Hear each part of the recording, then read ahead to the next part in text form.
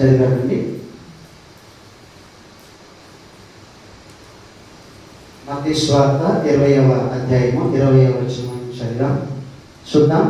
అప్పుడు జెబెదయి కుమారుల తల్లి తన కుమారులతో ఆయన యొద్దకు వచ్చి నమస్కారం చేసి ఒక మనవి చేయబోగా, నీవేమి కోరుచున్నావని ఆయన అడిగాను.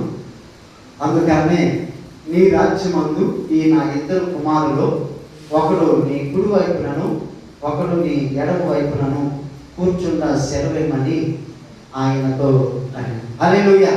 ఇప్పుడే message subject Kingdom of God, దేవుని రాజ్యం.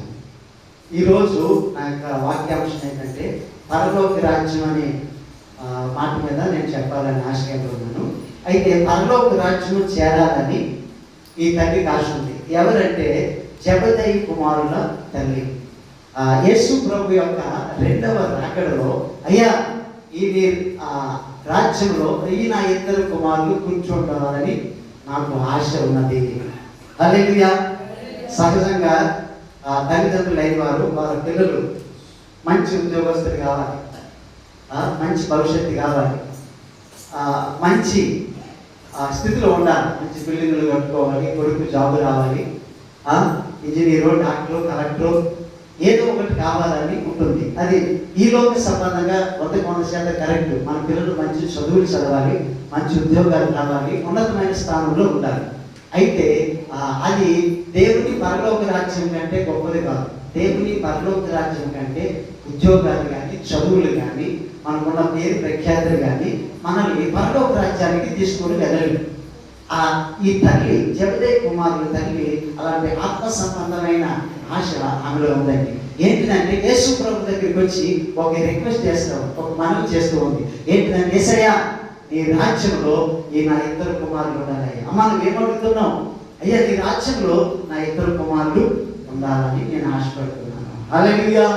ఇక్కడ అడిగితే ఎంతమంది తల్లిదండ్రులు ఉన్నారండి పరలోక రాజ్యంలో నా పిల్లలు వెళ్ళాలని ఆశ కంటే మా పిల్లలు మంచి చదువులు చదువుకోవాలా, మంచి ఉద్యోగాలు చేయాలా అంటే మొదటి స్టెప్ వరకే ఉంటాం, రెండో స్టెప్ మనం వెళ్ళలేదు. ఇది ఆత్మ సంబంధమైన ఆశ. మొదటి స్టెప్ అందరికీ కావాలి, తర్వాత మన పిల్లలు లేక మనము దేవుని రాజ్యంలోకి వెళ్ళాలి. ఈ తల్లికి ఏముందంటే దేవుని రాజ్యంలో తన ఇద్దరు కుమారులు ఉండాలా. ఎట్లా ఉండాలా? కుడి వైపున ఒకరు, అమ్మ రైట్ సైడ్ లెఫ్ట్ సైడ్ ఈ ఇద్దరు కుమారులు ఉండాలి. చూడండి, చాలా మంది కుమారులు తల్లిదండ్రులు బాధపడుతున్నారు. అయ్యో నా పిల్లలు గబ్బుడు అయిపోయాడు, త్రాగుబోతుడు అయిపోయాడు, మోసగాడు అయిపోయాడు, బ్యాకట్ ఆడుతున్నాడు, డ్రగ్స్ అలవాటు అయిపోయినారు, చాలా మంది చెడిపోతూ ఉన్నారు యవనస్తులు. అయితే మన పిల్లలు దేవుని రాజ్యంలో ఉండాలి, మన పిల్లలు మంచి భక్తులు అవ్వాలి. అందుకే ఈ తల్లి సెలవిస్తూ ఉంది. ఏంటంటే, అయ్యా నీవేం కోరుచున్నావని ఆయన అడిగాను. అందుకనే నీ రాజ్యమందు ఈ నా ఇద్దరు కుమారులు ఒకడు నీ కుడి వైపులను ఒకడు నీ ఎడమ వైపులను కూర్చున్న సెలవమని ఆయనతో ఆయన. హల్లెలూయా. అవును ప్రియులారా, యేసు కూడా ఏమంటున్నాడు? అందుకు యేసు, నేనేం అడుగుతున్నారో అది మీకు తెలియదు. నేను త్రాగపోతున్న గిన్నెలో మీరు త్రాగలరా అని వారు త్రాగలరని ఆయన, మీరు గిన్నెలోకి త్రాగుతురు కానీ నా కుడి వైపున నా ఎడమ వైపున కూర్చునిచ్చుట నా వర్షము నా లేదు. నా తండ్రి చేత ఎవరికి సిద్ధపరచబడినో వారికి అది దొరికినని చెప్పాను. 24 తగ్గి 10 మంది శిష్యులను ఈ మాట విని ఆ ఇద్దరు కుమారుల మీద కోపపడింది. హల్లెలూయా. అంటే వాళ్ళకి ఆదేశింది వీరిద్దరే ఉండాలా? 12 మంది కదా, 10 మంది ఉంది. ఎంతమంది ఉండాలా? ఇద్దరే ఉండాలా? ఇద్దరేనా? ఈ చర్చిలో ఎంతమంది ఉన్నాం? 40, 50, 60 మంది ఉన్నారు. వీళ్ళందరి పనులు మనందరి పనులు పోవాలో ఒకరే పోవాలి? అందరం పోవాలి.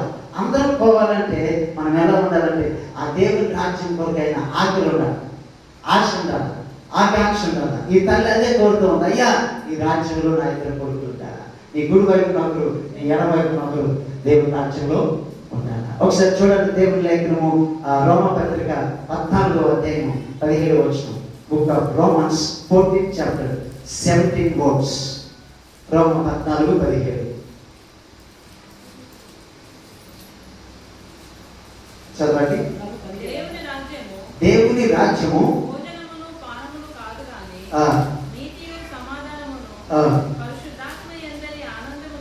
చూసారంటే దేవుని రాజ్యము భోజనమును పానమును కాదు కానీ నీతియు సమాధానమును పరిశుద్ధాత్మ యందలి. ఇదండి దేవుని రాజ్యము భోజనము పానము కాదు కానీ నీతియు సమాధానమును పరిశుద్ధాత్మ యందలి. అయ్యా దేవుని రాజ్యం అంటే నీతి సమాధానం మూడు ఉన్నాయి అక్కడ. నెంబర్ 1 రైచియస్నెస్, నీతి. రెండవది సమాధానం. మూడవది పరిశుద్ధాత్మ యందలి ఆనందం. ఎంతమంది ఈ మూడు అక్కడ ఉంటాయండి. నీతి ఉంటుంది, సమాధానం ఉంటుంది, ఇంకేముంటుంది? నీతి సమాధానం పరిశుద్ధాత్మ యందలి ఆనందం. ఎక్కడ ఉంటుంది? దేవుని రాజ్యంలో ఉంటుంది. ఇక్కడ ఎంతమంది నీతి మంత్రులు ఉన్నారు? అది మనం చేయని మనం అడిగినాను. అయ్యా నేను నీతి మంత్రులు అయ్యా. యేసుప్రభు దేవుని వాక్యం సెలవిస్తుంది, ఇదే మా నీతి మంత్రులు లేడు, ఒక్కడైనా లేడు. మన నీతి కార్యాలు మురికి గుట్టలు లాంటివని లేఖనం సెలవిస్తుంది. కొంతమంది నేను మంచి భక్తి చేస్తే నీ నీతి మంత్రుని, నీ నీతి మంత్రులని, నేను బాగా ప్రార్థన చేస్తే నేను మంచి ప్రార్థనా పరుని, నో నేను మంచి పాటలు పాడితే నేను మంచి సింగర్ని. No singer, no righteousness. నీతి కాదండి. నీతి పరలోక రాజ్యంలో ఉండాలి. స్వనీతి ఎందుకు పనికిరాదు. నీకు నువ్వు భక్తి పరుడు అనుకుంటే ఏం ప్రయోజనం లేదు. సొంత డబ్బా కొట్టుకున్నట్టు ఉంటుంది. దేవుని రాజ్యం అంటే నీతి సమాధానము పరిశుద్ధాత్మ యందలి ఆనందమై ఉన్నది. కనుక ఆ భోజనం చేస్తున్న పానం ఇదంతా కూడా దేవుని రాజ్యంలో ఉండవలసినవి ఉంటా ఉన్నాయి. కనుక అక్కడ అదే సెలవిస్తుంది. ఆ దేవుని రాజ్యం అంటే నీతి సమాధానము పరిశుద్ధాత్మ యందలి ఆనందమునై ఉన్నది. నీతి సమాధానము పరిశుద్ధాత్మ యందలి ఆనందము. ఎంతమంది ఉన్నారు ఇప్పుడు? ఎంతమంది నీతిగా ఉన్నాం ఇక్కడ? ఎంతమంది పరిశుద్ధాత్మను ఆనందిస్తున్నాం? ఎంతమంది మీ భూమి మీద ఏమైనా సమాధానం ఏదన్నా చెప్పండి. యేసుప్రభు పుట్టినప్పుడు దేవదూతలు చెప్పాడు, ఇదిగో ప్రజలందరికీ కలుగుబోగు సంతోషమైన సువర్తమానం. ఆయన ఇష్టమైన మనుషులకు భూమి మీద ఏం కలుగుతుంది? అర్థం చెప్పాలి, సమాధానము కలుగుతుంది. దేవుడికి ఇష్టలుగా ఉంటే మనకు సమాధానం ఏంటి? ఈ భూమి మీద సమాధానం లేదు. అయ్యా భార్య భర్తలకి, అన్నదమ్ములకి, అక్క చెల్లెలకి ఏం లేదు చెప్పండి? సమాధానం లేదు. వాళ్ళు డెవలప్ అయినా చూడలేము, వాళ్ళు చెడిపోయినా చూడలేము. మానవుని యొక్క సహజ గుణం. చెడిపోతే వీడు చెడిపోయినాడు అంటారు, బాగుపడితే వారు లేకపోతా ఉన్నారు. ఇలాంటి సమాధానం లేనప్పుడు దేవుడి రాజ్యంలోకి ఎలా వెళ్ళగలం? అవును పిల్లరా, అలాంటి ఆత్మ సంబంధమైన ఆశ ఎవరికి ఉందంటే నెంబర్ 1 జెబెదయి కుమారుల తల్లికి. చాలా మంది ఆశపడతారు, అయ్యా నాకు అది కావాలి, ఇది కావాలి, మంచిది. కానీ దాంతో పాటు మనం భక్తి నేర్పించాలి. వాళ్ళ ఇద్దరు కుమారులు మంచి భక్తులు అవ్వాలి, మంచి ప్రయోజకులు అవ్వాలి. వాళ్ళు ఎక్కడ ఉండాలంటే దేవుని రాజ్యంలో ఉండాలి. ఏ రాజ్యంలో?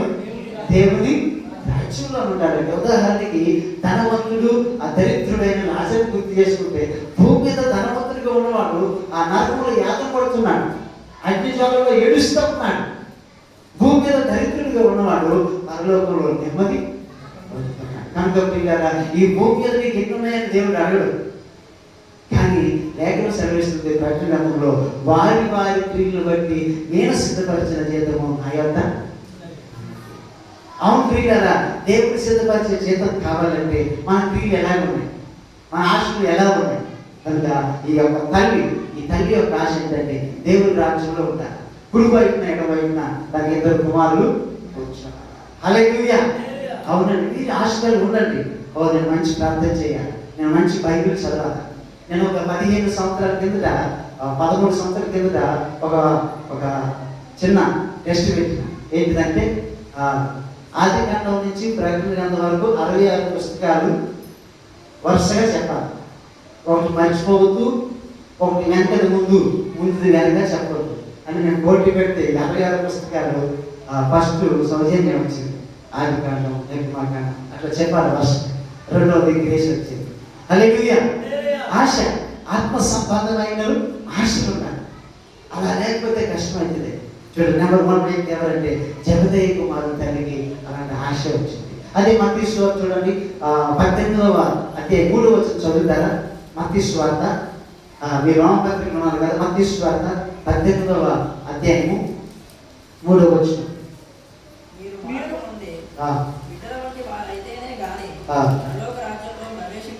మీతో నిశ్చయంగా చెప్పుచున్నాను. చూసారండి, మీరు మార్పు నుండి బిడ్డల వంటి వారు అయితేనే కానీ పరలోక రాజ్యంలో ప్రవేశించాలని మీతో నిశ్చయంగా చెప్పుచున్నాను. 4వ వచనం, కాగా ఈ బిడ్డ వలె తను తాను తగ్గించుకున్న వాడెవడో వాడే పరలోక రాజ్యంలో గొప్పవాడు. హల్లెలూయా. అవునండి పిల్లరా, దీని 2 అర్థాలు ఏంటంటే, మొదటి 3వ వచనం ప్రకారంగా మార్పు చెందాలి. ఏం చెందాలా? మార్పు చెందాలా. మరి మారు మనసు పొందకుండా మీరు బాప్తిసం తీసుకున్నారా? అయితే మనం బాప్తిసం తీసుకున్నప్పుడు 3 రోజులు ఉపవాసం ఉన్నాం, 5 రోజులు ఉన్నాం, 7 రోజులు ఉన్నాం, 10 రోజులు ఉంటారు కాబట్టి మంచిదే. మార్పు చెందాం, బాప్తిసం పొందాం. బాప్తిసం పొందిన మొదటి దినం నుంచి ఈ రోజు దాకా నేను ఏ అబద్ధం అనలేదు. ఈ రోజు దాకా ఏ బూతులు మాట్లాడలేదు. ఈ రోజు దాకా ఏ శాపనార్థాలు మాట్లాడలేదు. ఈ రోజు దాకా ఎవరి మీద నాకు గుళ్ళు కుతంత్రం లేదు అని ఎవరైనా చెప్పలేదని చేయగలమంటే ఎంతమంది చెప్తారు?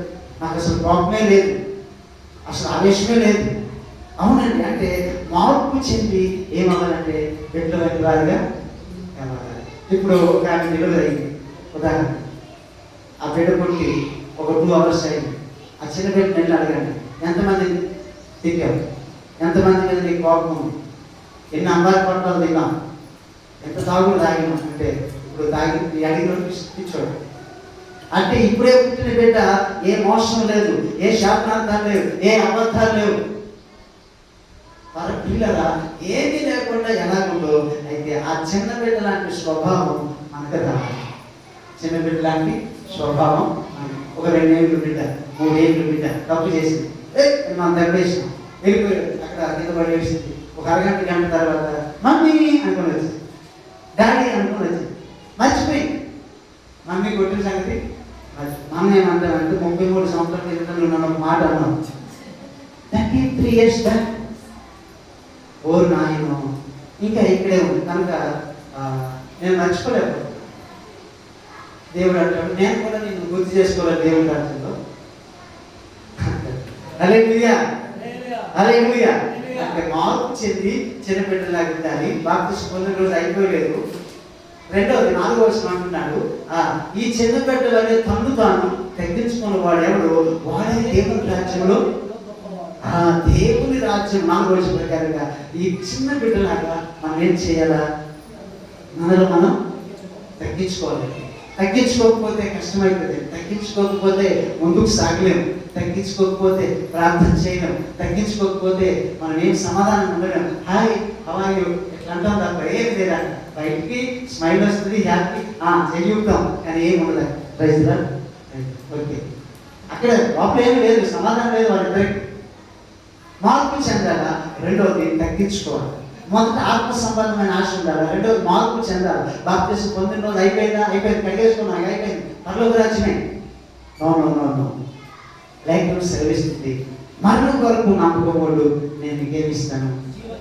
జీవ కిరీటం ఇస్తాను. చూడండి, బుక్ ఆఫ్ రెవల్యూషన్ చాప్టర్ 2:10. ప్రకటన గ్రంథం 2వ అధ్యాయము 10వ. ప్రకటన 2:10. త్వరగా, ఇదిగో మీరు శోధింపబడినట్లు అపవాది మీలో కొందరిని చెరలో వేయకపోవచ్చున్నాడు. 10 దినములు శ్రమ కలుగును, మరణము వరకు నమ్మకముగా ఉండుము, నేను నీకు జీవ కిరీటం ఇచ్చేదను. ఏ కిరీటం ఇస్తారండి? జీవ కిరీటం ఇస్తాడంటే మరణం వరకు నమ్మకం ఉండాలి. ఎవరికి నమ్మకం ఉండాలా? మొదట దేవునికి నమ్మకంగా ఉండాలి. అందరూ చెప్పాలి, ఎవరికి నమ్మకం ఉండాలా అని? మొదట దేవుడికి నమ్మకంగా ఉండాలి. 2వది నీ ఫ్యామిలీకి నమ్మకంగా ఉండాలి. ఒక భర్తగా, ఒక తల్లిగా, ఒక కుమారుడిగా అమ్మకి నాన్నకి, తల్లికి తండ్రికి, భార్యకి భర్తకి నమ్మకం ఉండాలి. నమ్మక ద్రోహం చేయొద్దు. అది కొడుకైనా, తల్లికైనా, భర్తకైనా, భార్యకైనా. ఆ నమ్మకత్వం పోతే కుటుంబాలు చెదిరిపోతాయి. కనుక దేవుడికి నమ్మకం ఉండాలి. 2వది కుటుంబానికి నమ్మకంగా ఉండాలి. 3వది సంఘానికి నమ్మకంగా ఉండాలి. నెలకు ఒక చర్చి, సంవత్సరానికి ఒక చర్చి మార్చుకోరు, సేవకులు మార్చుకోరు. ఒకటే సంఘం. నేను 30 సంవత్సరాలు అయింది ఇదే సంఘానికి వెళ్తున్నానని సాక్ష్యం ఉండాలి. ఎందుకు సంఘాలు మారేవంటే అక్కడ సంఘస్థులు మంచివాళ్ళు కాదు, అక్కడ పాస్టర్ గారు మంచివాడు కాదు, లేకపోతే అక్కడ మంచి పాటలు లేవు, అక్కడ ఏసీ లేదు, అక్కడ ప్రతి ఆదివారం భోజనాలు పెట్టరు. దీనికోసం వెళ్తారు. ఏసీ లేదు, మంచిగా లేదు. ఇదే దేవుని రాజ్యం భోజనం పానం కాదు, నీతి సమాధానం పరిశుద్ధాత్మ అందరి. అది మర్చిపోతున్నారు. నమ్మకం ఉండాలి. సంఘాలు మార్చుకుంటూ, చర్చలు మార్చుకుంటూ, అది మంచిది కాదు, ఈ మంచోడు కాదు, ఆయన మంచోడు కాదు, చివరికి నువ్వే మంచిదాను కాదేమో, చివరికి నీవే మంచోడు కాదేమో. 150 మంది సేవకుల్ని ఒక వ్యక్తి అంటున్నాడు, ఆ పాస్టర్ ఈ మంచోడు, ఆయన మంచోడు, అందరు మంచోడు కాదన్నాడు. ఇంకొక ఆయన అన్నాడు, ఇది మంచోడు అన్నాడు. అసలు ఈ మంచోడు అంటాడు. పచ్చకామలో వచ్చిన వాడికి, జాండీస్ వచ్చిన వాడికి మొత్తం లోకం అంతా పచ్చగా ఉంటుంది. వీడికి పచ్చకామలు వచ్చిన తర్వాత లోకం అంతా పచ్చగా ఉంది.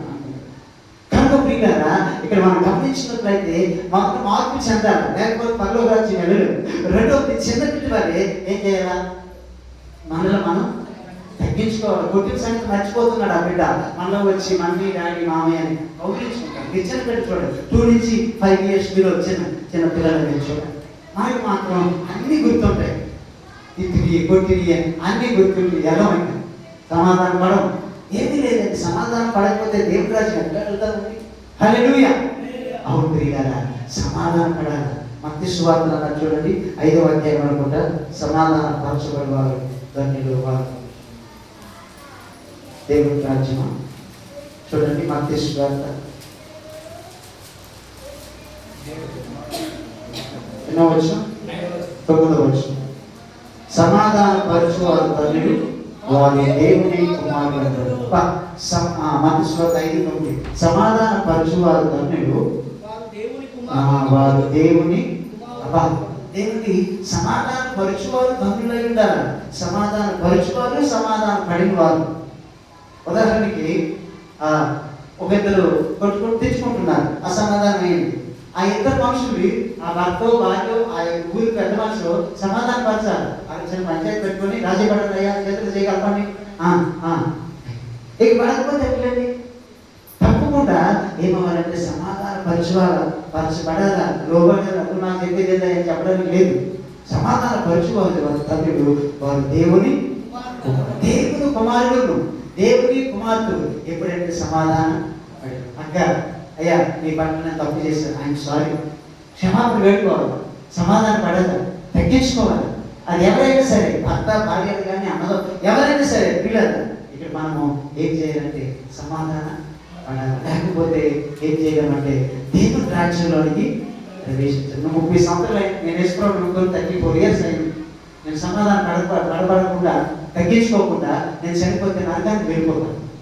కనుక ఏమవ్వాలా? సమాధానము పడాలి. ఒక సహోదరి అంటే కొంచెం నాకు ఇబ్బంది అయితే ఒకరోజు, సిస్టర్ సారీ, మీ పట్ల నా మనసు క్షమించే మనసుగా లేదు, ఒక రకంగా ఉంది, ఆయన సారీ, మీకు క్షమాపణ అడిగినప్పుడు మన కాలం అంతా పోతుంది. లేకపోతే ఎడబాము పెడబాము, నువ్వు అడ్డు నేను అంటే ఉంటుంది. సమాధాన పడిస్తే దేవుని రాజ్యంలోకి వెళ్తాం. హల్లెలూయా. జబదయి కుమారు తల్లి గురించి మనం చూసుకున్నాం. రెండవ వ్యక్తి చూద్దాం. రెండవ వ్యక్తి లూకాసు వార్త 23వ అధ్యాయము 42వ వచనం. లూకాసు వార్త 23వ అధ్యాయము 42వ వచనం. ఆయనను చూచి యేసు, నీవు నీ రాజ్యంలోనికి వచ్చినప్పుడు నన్ను జ్ఞాపకం చేసుకున్నాను నేను. అందుకు ఆయన వానితో, నీవు నాతో కూడా పరదేశీయులో ఉండువని నిశ్చయంగా నీతో చెప్పుచున్నాను. చూడండి 42, 43 వచనాలు.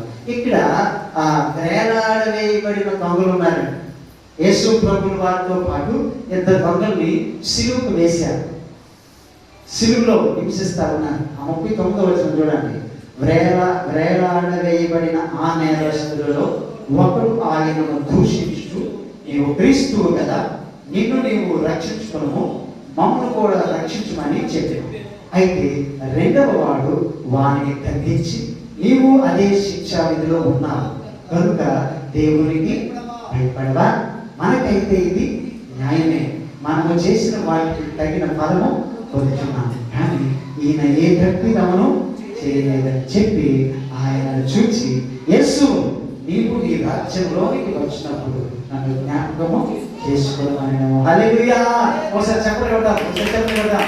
హల్లెలూయా. వీళ్ళకి ఒక బిరుదు ఉంది, ఏంటంటే నేరస్తులు. దేవస్తులు, నేరస్తులు. లేకపోతే ఇంకొక మాటలో చెప్పాలంటే దొంగలు. దొంగతనం చేసి సిలువు శిక్ష వారికి వేశారు. యేసు ప్రభు ఏ తప్పు చేయలేదు, ఆయనను కూడా ఒక తప్పు నేరం మోపి ఆయన కూడా శిక్షించారు. మొత్తానికి ముగ్గురిని సిలువ వేశారు. ముగ్గురిని ఆ గుల్గొతా కొండ మీద తీసుకెళ్లి 3 సిలువుల మీద ముగ్గురిని వేలాడదీశారు. అయితే ఈ ముగ్గురు వేలాడుతున్నారు. యేసు కుడి వైపున ఒక దొంగ ఉన్నాడు, ఎడమ వైపున మరొక దొంగ ఉన్నాడు. అయితే ఒక ఎడమ వైపున ఉన్న దొంగ అంటున్నాడు, నీవు దేవుడి కుమారుడు కదా, నువ్వు రక్షించుకో, మమ్మల్ని కూడా రక్షించు అని ఆయన దూషించాడు. ఇది ఎక్కడ హెల్పింగ్ అండి? నువ్వు మంచోడు కాదు, అయినా నాకు సహాయం చేయి అంటే ఇస్తారా ఎవరైనా? అంటే యేసు ప్రభువుని సహాయం అడుగుతూ యేసు ప్రభువుని ఏం చేస్తున్నాడు? ఈయన దూషిస్తాడు. అందరూ చెప్పండి, ఏం చేస్తాడమ్మా? ఆయనను దూషించు.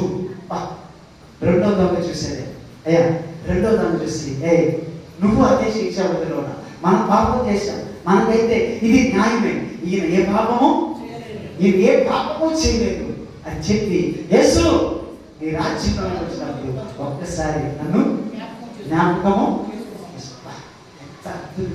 ఇక్కడ ఈ యొక్క సిలువ మీద దొంగలో మీకేం కనిపిస్తుంది? అయ్యా మీకేం కనిపిస్తుంది? తగ్గింపు కనిపిస్తుంది. ఏం కనిపిస్తుంది? అమ్ములేస్తుంది, తగ్గింపు కనిపిస్తుంది. ఒకటి. రెండోది ఏం కనిపిస్తుంది అంటే, నాకైతే ఈ పాపాన్ని ఒప్పుకుంటున్నాను, తన తప్పిదాన్ని. ఎంతకాలం మనము అయ్యా ఎంతకాలం తగ్గించుకోకుండా వస్తామంటే, ఎంతకాలం నీ పాపాన్ని ఒప్పుకోకుండా అలాగే నెలలు సంవత్సరాల జీవితాన్ని గడిపేసి ఒకటి సమాధానం, నీ పాపాన్ని గ్రహించు, పశ్చాత్తపడు అన్నట్టు నిన్ను నువ్వు కనుక పాపాన్ని గ్రహించాడు. ఆ మొదటితోనే గద్దిస్తున్నాడు, నువ్వు మనకిదే పాపంలో ఉన్నా, మనం తప్పు చేశాం, మనకిది న్యాయమే, ఇది ఏ తప్పిదము? యేసు నీ రాజ్యంలోకి వచ్చినప్పుడు నన్ను ఒకసారి జ్ఞాపకం. అప్పుడు యేసు ప్రభు అంటే, అందుకు యేసు సమాచారం, అందుకు ఆయన వారితో, నేడు నీవు నాతో కూడా పరదేశంలో ఉందువని నిశ్చయముగా. ఏమంటే 42లో సహాయం అడిగాడు, వచనంలో 43వ వచనంలో సహాయం పొందుకున్నాడు. ఎన్ని రోజుల తర్వాత చెప్పాడు? 3 days తర్వాత, 3 hours తర్వాత, వెంటనే ఎప్పుడండి? వెంటనే మీకు మార్పు రావాలి. ఇప్పుడు మనందరికీ ఈ మెసేజ్ అయిపోయిన తర్వాత మీరు మార్పు చెందాలి. ప్లీజ్ మార్పు చెందాలి. నీ తప్పిదా నువ్వు గ్రహించాలి. నువ్వు తగ్గించుకో, ఎవరేమైనా సరే పర్లేదు, నేను తగ్గించుకో. అసమాధానంగా ఉన్నాను, ఎంతమందితో ఉన్నావు ఒకసారి మొత్తం ఆలోచించు. పలానా ఆలోచన చెయ్యి, సమాధానపడు. నువ్వు ఎవరికి హానికరంగా ఉండవు, నువ్వు ఎవరికి ఒక ముళ్ళుగా ఉండవు, నిన్ను బట్టి ఎవరు నష్టపోవద్దు. మొదటి దొంగ ద్వారా యేసు బాధపడి ఉంటాడేమో కానీ అంటే ఏమనలేదు. అయ్యో ఇతరు కదా నీతిమంతుడా నన్ను చెప్పడానికి అంటే నిజమే కదా. అదే శిక్షావధుల నుండి యేసు ప్రభు దూషిస్తున్నాడంటే ఎంత భయంకరమండి. చాలా మంది అలాగే ఉన్నారు ఈరోజు. విశ్వాసం సేవకులు అలాగే ఉన్నారు, మనుషులు అలాగే ఉన్నారు, వాళ్ళు తప్పులో ఉన్నారు, వారి పాపంలో ఉన్నారు. కానీ ఎదుటి వారిదే తప్పు, నీది తప్పు. నేను మాత్రం నీతిమంతుడు, నేను మాత్రం పరిశుద్ధుడి, నేను మాత్రం తగ్గించుకుంటున్నాను. ఇదే నా వ్యక్తి. అయ్యా ఇలాంటి వ్యక్తి చేయలేదు. ఈ మొదటి దొంగ లాంటి వ్యక్తి మనం చేయలేదు. గ్రహించు, నీ పాపాన్ని తెలుసుకో, పశ్చాత్తాపడు. రెండోది దీన్ని నీవు తగ్గించుకో. యేసు ప్రభు అన్నాడు ఏమిస్తున్నాడంటే గొప్ప భాగ్యం ఇస్తున్నాడు. అందుకు యేసు నేను నీవు నాతో కూడా పరదేశంలో నేను అంటే ఎప్పుడండి? ఈ రోజే, ఈ క్షణమే. ఎక్కడికి వెళ్తున్నాడు? ఎక్కడ ఉంటాడు? పరలోక రాజ్యంలో ఉంటాడు. అవును ప్రియులారా, ఎంత గొప్ప భాగ్యం. ఇక్కడ ఎవరికి లేని భాగ్యాన్ని ఆయనకు వచ్చింది. ఆ శిలువ మీద దొంగకి భాగ్యం దొరికింది. బాప్తిసం పొందాడట? పొందలేదండి. కానీ పశ్చాత్తాపడ్డాడు. తన తప్పును తాను తెలుసుకున్నాడు. తనను తాను తగ్గించుకున్నాడు. ఎన్ని రోజులు నీ తప్పును తెలుసుకోకుండా ముందుకు పడుతూ ఉంటావు. నీ యొక్క పాపాన్ని ఒప్పుకోలేని స్థితిని బట్టి నీకు లెస్సి రావట్లేదు. నీ ప్రార్థన దేవుడు వినలేకపోతున్నాడు. నీకు తగ్గించుకునే మనస్సు లేదు. అందువలన నీవేం మనశ్శాంతి లేదు, సమాధానం లేదు. సమాధానం పడతాం, దేవుడి రాజ్యంలో అడుగు పెడతాం. ఒకటి ఆ జగదయ్య కుమార్ తల్లి, అయ్యా ఈ రాజ్యంలో నా ఇద్దరు కుమారుడు అవకాశం ఇయ్యా. రెండో సిలువ మీద దొంగ, యేసు నీ రాజ్యంలోకి వచ్చినప్పుడు ఒకసారి నన్ను జ్ఞాపకం చేసుకో. వెంటనే ఆజ్ఞ దొరికింది. పశ్చాత్తపడదాం. మీరెంత ఎన్ని సంవత్సరాలు అయిందనేది కాదు, కానీ ఒక్కసారి నీ తగ్గుదాన్ని తెలుసుకో. నేను బట్టి ఎవరికి నష్టం జరగదు. నేను నువ్వు తగ్గించుకో. దేవుడి రాజ్యంలో ఆయన అడుగు పెట్టడానికి దేవుడు గొప్ప అవకాశం ఇస్తాడు. హల్లెలూయా.